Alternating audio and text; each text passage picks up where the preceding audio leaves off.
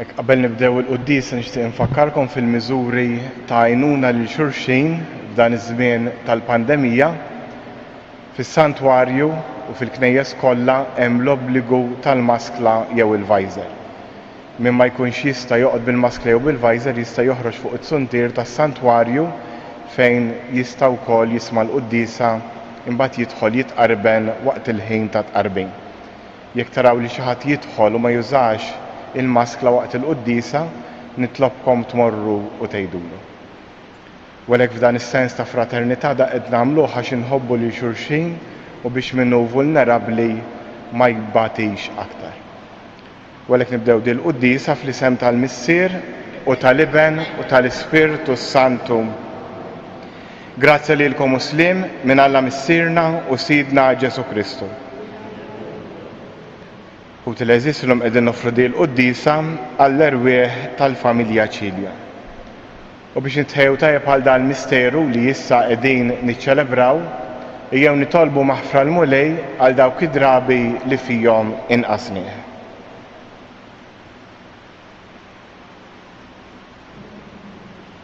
Int li sirt bniedem bħalna u salvajtna, mulej ħniena.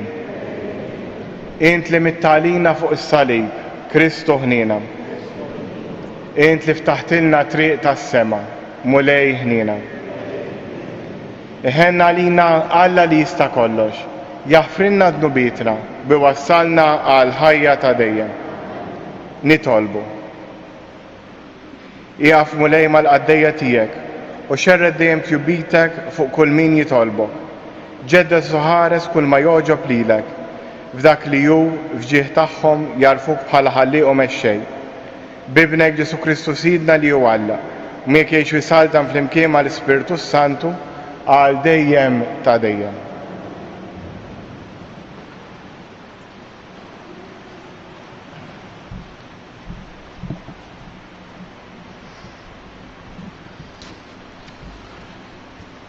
Qari mill-ktieb tal-profeta Nahum.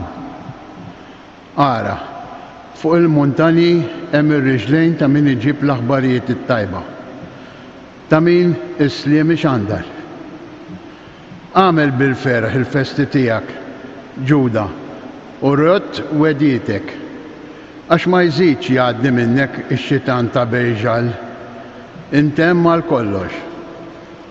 Għax ġeddet il-mulej id-dilja ta' Ġakob u d-dilja ta' Iżrael, li l-ħallelin żarmawhom u ħassru l-frijaj tagħhom.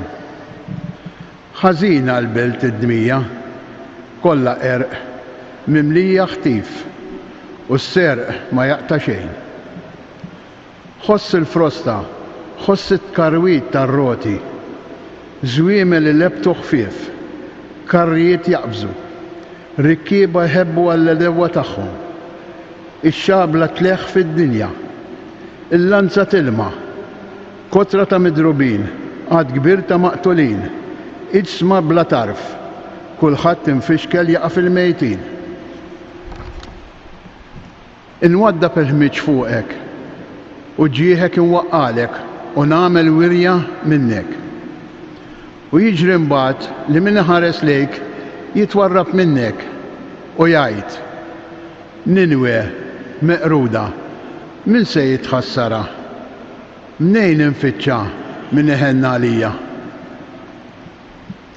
Il-kelma tal-mulej, ir-roddu ħajr lill-Alla. Għas-salm responsarjali nwieġbu, il-mulej imewwet u l-mulej jaħli. Ngħidu flimkien, il-mulej imewwet u l-mulej jaħyi. Qrib jum il-qerda tagħhom, fis jasal li hemm lesta għalihom, għax il-mulej jagħmel ħaq lill-poplu tiegħu u l-qaddejja tiegħu iħenna għalihom. Ngħidu, il-mulej imewwet u l-mulej jaħyi. Araw, issa li jienu u minn mebda għall-aħdejja, jien immewwet u jien naħyi, jiena nidrob u jien infejjaq. Ngħidu, il-mulej imewwet u l-mulej jaħyi. Mal-insinni x-xabla tilma tiegħi u tlesti ruħa idi għal-ħaq, vendetta nagħmel mill-edewwa tiegħi u nitħallas minn dawk li joboduni. Ngħidu, il-mulej imewwet u l-mulej jaħyi. Il-mumuwif għall-Evanġelju. Alleluja, alleluja, alleluja. Ħenjin dawk li huma persegwitati minħabba s-sewwa, għax tagħhom hija s-saltna ta' smewjiet. Alleluja.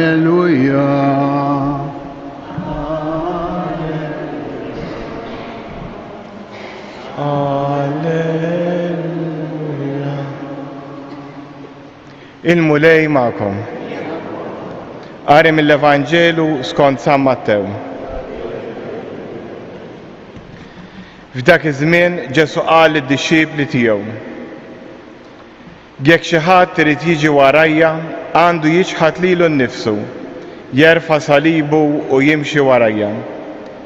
Għax min irid isalva ħajtu jitlifha, imma min jitlef ħajtu għall-imħabba tiegħi isiba. Għax jkun jiswielu l-bniedem jekk jikseb id-dinja kollha u mbagħad jitlef ħajtu? Jew xi prezz jagħti l-bniedem biex isalva ħajtu? Għax bin il-bniedem għandu jiġi fil-glorja ta' missieru, flimkien mal-anġli tiegħu, u mbagħad irgħod lil kull wieħed skont ma jkun għamel. Tassew ngħidilkom li hawn xi wħud minn dawk li qegħdin hawn li ma jarawx il-mewt qabel jaraw lil bin il-bniedem ġej fis-saltna tiegħu. Il-kelma tal-mulej. Hekk il-Vanġelu li għadna kemm qrajna jeħodna hekk fl-essenza mill-ġdid tal-ħajja nisranija. Hekk dal-aħħar il-qari kollu anke tal-ħadd kien konna qegħdin niffukaw fuq is-saltna ta' Alla. X'inhi s-saltna ta' Alla? Ġifieri x'inhi l-ħajja tagħna l-insara. U llum Ġesu jgħidilna statement ieħor li jfakkarna f'parti essenzjali milli nkunu nsara. U jgħidilna hekk: jekk xi ħadd irid jiġi warajja, għandu jiġħad lilu nnifsu, jerfa' salibu u jimxi warajja. L-ewwel nett dan l-istatement ta' Ġesu ma jfissirx li l-ħajja tagħna kollha hi salib jew għandha tkun salib. Jekk wieħed jinduna li dejjem għaddej minn gwaj kbir għal ieħor, hemmhekk wieħed irid isaqsi għandu xi problema jew diżordni min naħa tiegħu jew tagħha. Għax Alla ma ħalaqniex biex nagħmlu ħajjitna salib dejjem. Huma każi rari li l-mulej jitlob minnhom li jgħixu salib għal tul ta' ħin, għal tul ta' żmien, każi rari ħafna. Lura meta jien inħossni taħt toqol ta' salib żejjed dejjem, irrid insaqsi inhiex ninterpreta l-affarijiet ħażin, inhiex nippretendi żejjed, inhiex inħares lejn ħajti bil-għajnejn talla, jew forsi bil-għajnejn egoistiċi tiegħi. Fil-fatt jekk iħarsu lejn il-ħajja ta' Ġesu, is-salib fil-ħajja ta' Ġesu kien biss ġurnata lejl salada fit-tlieta fejn kien qed ibati. Il-kumplament ta' ħajtu Ġesu kien jew meta kien żgħir, jew il-ħajja l-moħbija tiegħu għal 30 sena, slaleb tal-ħajja ta' kuljum jekk kellu u kellu żgur. Ħareġ jippritka, però l-passjoni tiegħu damet anqas minn ġurnata. Xi nħarsu lejn Ġesu rridu nifhmu l-kunċett tas-salib minn dan l-aspett. Imbagħad meta jiġi s-salib il-veru, kull ma għandi nagħmel nerfa' salibi u nimxi wara Ġesu. Għaliex? Għax jekk nimxi warah bl-istil tiegħu kif għamel u ħadu bħala parti mir-rieda tal-missier għalih għas-salvazzjoni tal-oħrajn, jien ukoll nista' nipparteċipa f'dak kollu li għadda minnu Ġesu. U permezz tas-salib tiegħi, kif jgħidilna San Pawl, inkompli f'ġismi dak li jonqos mill-passjoni ta' Kristu, però mhux hekk biss. Imbagħad ingawdi wkoll il-glorja ma' Ġesu, li ma' glorja ngħixha kemm f'din il-ħajja kif ukoll fil-ħajja li ġejja. Għalhekk kemm nitolbu l-mulej illum jagħtina l-erf tiegħu biex l-ewwel qabel kollox nirrikonoxxu s-salib, il-vera salib, dak li mhux salib u li qed noħolqu jien nipprova nwarbu u slaleb il-veri inħaddanhom u nimxi bihom wara Ġesu. Għax b'dawn nista' nasal għall-glorja jien u nwassal lill-oħrajn biex jiltaqgħu magħna. Fiskiet nitolbu fuq dan.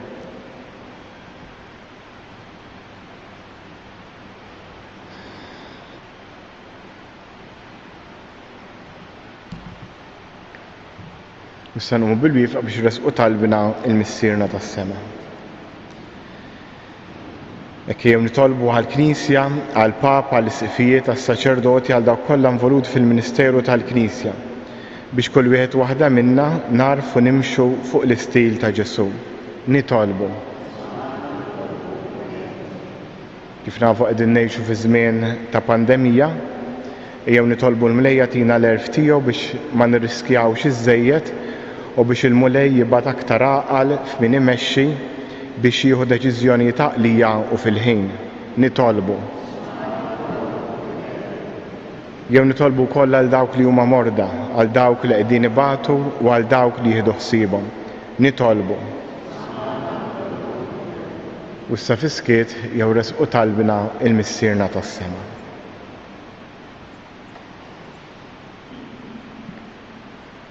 Nitolbu dan kollu bi Kristu Sidna.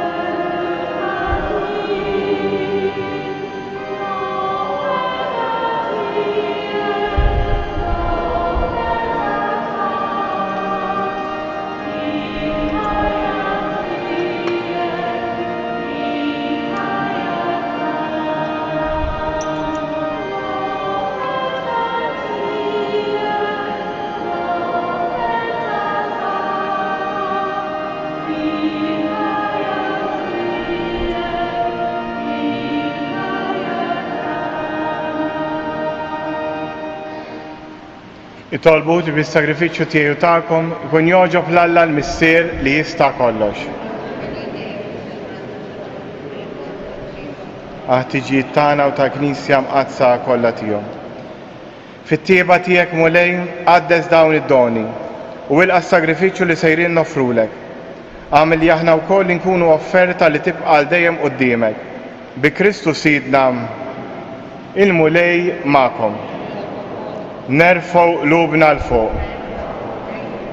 Niżżu ħajr lill-Mulej Alla tagħna. Sewwa xieraq tas-sew missier Qaddis tajjeb ta' ġid tas-salvazzjoni tagħna. Li dejjem kullimkien irroddulek ħajr bibnek il-Għażiż Ġesu Kristu. Il-verb tiegħek li bih għamilt kollox, li jint battulna bħala Salvatur u feddej, magħmul bniedem mill-Ispirtu Santu u imwieled minn Marija Verġni. Huwa temm ir-rieda tiegħek u kiseb għalik poplu qaddis u fil-passjoni tiegħu fetaħ idejh fuq is-salib biex joħolna mill-irbit tal-mewt u jurina l-qawmien għall-ħajja. Għalhekk flimkien mal-anġli u l-qaddisin kollha inxandru l-glorja tiegħek u bleħen wieħed intennu. Qaddis, qaddis, qaddis. Ismewwiet u l-art mimlija bil-glorja tiegħek. Osanna fl-ola ta' smewiet. Imbierek minn ġej fisem il-Mulej. Osanna fl-ola ta' smewiet.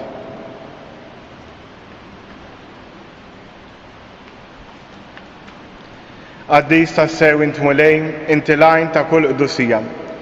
Qaddes għalhekk nitolbuk dan l-offerti bil-barka tal-Ispirtu tiegħek biex isiru għalina il-ġisem u d-dem ta' Sidna Ġesu Kristu. Li meta kien se jingħata biex minn rajħibati ħal ħobs radd il-ħajr qasam tali d-dixxiepli tiegħu u qal: ħudu u kulu il-kol minn dan, għax dan huwa ġismi li nata għalikom.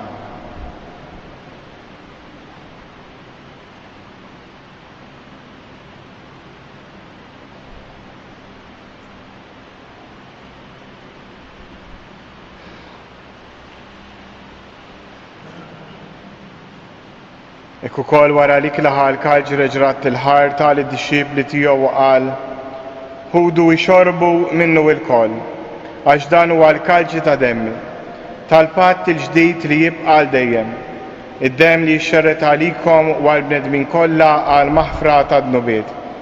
Għamlu dan b'tifkira tiegħek.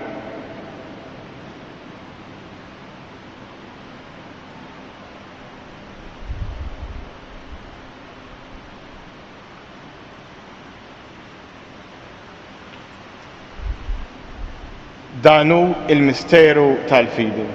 Nħabru l-mew tijek mulej, inxandru bil-feħl għaw minn tijek, nistennew sama tiġi fil-glorja. Għalek aħna namlu dan b'tifkira tal-mewt u l-qawmin ta' Sidna Ġesu Kristu, nofru lek mulej il-ħobs tal-ħajja u l-kaġ tas-salvazzjoni. Wirraddu lek ħajra xoġbok til-qana u d-dimek biex naqdu. U mitċa kontana nitolbu li l-Ispiritu Santu jaqadna f'ġisem wieħed, li jina nieħdu sem il-ġisem u d-dem ta' Kristu. Ftakar mulej fil-Knisja tiegħek imxerda mad-dinja kollha, u taf l-imħabba flimkien mal-Papa Franġisku, l-isqof tagħna Marju, l-isqof Anton u mal-ministri tiegħek kollha. Ftakar ukoll fħutna li raqdu bit-tama tal-qawmien, ftakar fl-arwieħ tal-familja Ċilja, ftakar fil-mejtin kollha, daħħalhom quddiemek fid-dawl tas-sebħ tiegħek. Ħenna lina l-koll nitolbuk, għat lilna wkoll il-wirt tal-ħajja ta' dejjem, flimkien mal-Verġni Mqazza Omm Alla Marija, żewġa Ġuseppi l-Apostli u l-Qaddisin kollha, li jeġbed il-biberija tiegħek sa mill-bidu tad-dinja. Għamel li magħhom infaħruk u nsebħuk b'Ġesu Kristu ibnek. Bi Kristu, ma' Kristu u fi Kristu, jingħata lilek Alla missier li tista' kollox, flimkien mal-Ispiritu Santu, kull ġieħu glorja għal dejjem ta' dejjem. Immexxija mill-istess Spiritu li mexxa lil Ġesu, ejjew nitolbu t-talba li hu stess għallimna. Missierna li inti fis-smawiet, jitqaddes ismek, tiġi saltnatek, ikun li trid int kif is-sema hekk fl-ard. Ħobżna ta' kuljum għatina llum, aħfrinna dnubitna, bħalma naħfru il-minu ħati għalina. La ddaħħalniex fit-tiġrib, iżda eħlisna mid-deni. Eħlisna jitolbuk mulej minn kull deni, għatina fit-tieba u l-ħnina tiegħek il-paċi fi żmienna, biex inkunu ħielsa dejjem mid-dnub u mħarsa minn kull inkwiet. Aħna u nistennew u nittamaw ilena u l-miġġa tas-Salvatur tagħna Ġesu Kristu. Mulej Ġesu Kristu li jgħid l-apostli tiegħek inħallilkom isliem nagħtikom isliem tiegħek, la tħares lejn dnubitna, iżda ħares lejn il-fidi tal-Knisja tiegħek. Għattija slim u laqda li int trid fija, int li tgħix wis-saltan għal dejjem ta' dejjem. Il-paċi tal-mulej tkun dejjem magħkom. Għatu l-paċi lil xulxin. Ħaruf tal-Alla bit ta' dinja ħenna għalina. Ħaruf tal-Alla li tneħid nubiet ta' dinja ħenna għalina. Dinja għatina il-paċi. Danu il-ħaruf tal-Alla, danu li jneħħi d-nubiet ta' dinja, ħen jindawk li huma mistiedna għall-ikla tal-ħaruf.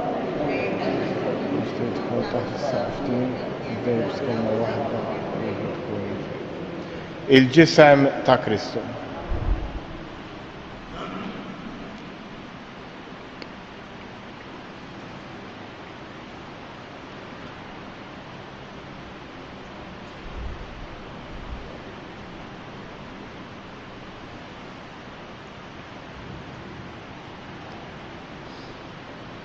Nfakkarkom li għat qarbin kulħadd jibqa' fil-post tiegħu mhux permess tmorru għal kubtejkom fil-bank ta' qudiemkom. Grazzi.